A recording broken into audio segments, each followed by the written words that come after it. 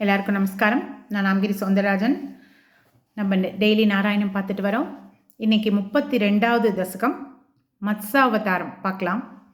கிருஷ்ணா, முன்பொரு கால் 6வது மன்வந்திரத்தின் முடிவில் திடீரென்று ஒரு பிரளயம், அவாந்தர பிரளயம் உண்டாயிற்று. அது சமயம் பிரம்மதேவர்கள் நித்ரையில் ஆழ்ந்திருந்தார்கள். அவரது முகத்திலிருந்து ஹயக்ரீவன் என்ற பேரசுரன் வேதங்களை கவர்ந்தான். அது சமயம் தாங்கள் மீன் வடிவில் தோன்ற விரும்பினீர்கள் அல்லவா?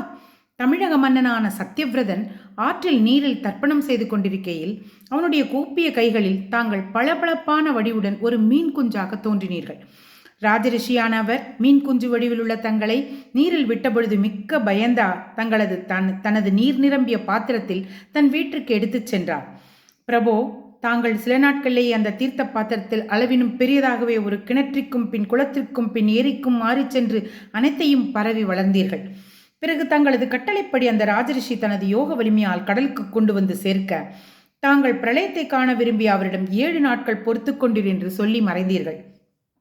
தாங்கள் குறித்த நாள் வந்தபொழுது பெய்த மழையால் பூமி நிரம்பி மூழ்கி மறையவே அந்த ராஜரிஷி சப்தரிஷிகளுடன் பிரளய நீரில் சுழன்று தவித்து தங்களையே சரணமடைந்தார். அப்பொழுது தாங்கள் கட்டளைப்படி பூமாதேவி தோன்றி தோணி உருவில் வரவே அவர்கள் ஏறிக்கொண்டார்கள். அந்த தோணி ஆடுவது கண்டு அவர்கள் நடுங்கவே தாங்கள் அந்த பிரளய ஜலத்தில் பெரிய மீனுரு கொண்டு மீண்டும் தோன்றினீர்கள்.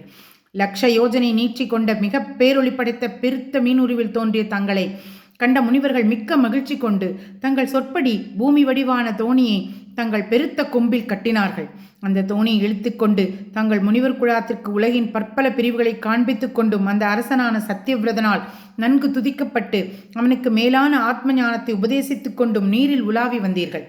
கல்பத்தின் முடிவில் அந்த 7 முனிவர்களை முன்போலவே அவர்களது இடத்தில் அமர்த்தி அந்த மன்னனான சத்தியவிரதனை வைவஸ்வத மனுவாக செய்துவிட்டு மிக்க கோபம் கொண்டு ஹயக்ரீவன் என்ற அசுரனை தாக்கினீர்கள். ஹே குருவாயிரப்பா, தங்களுடைய உயர்ந்த கொம்பினால் அந்த அசுரனின் மார்பை பிளந்து அவனை கீழே தள்ளிவிட்டு வேதங்களை அவனிடமிருந்து கைப்பற்றி மனம் மகிழ்வுற்ற பிரம்மதேவனிடம் அளித்தீர்கள். அத்தகைய தாங்கள் என்னை காத்தருள வேண்டும். கிருஷ்ணார்ப்பணமஸ்து.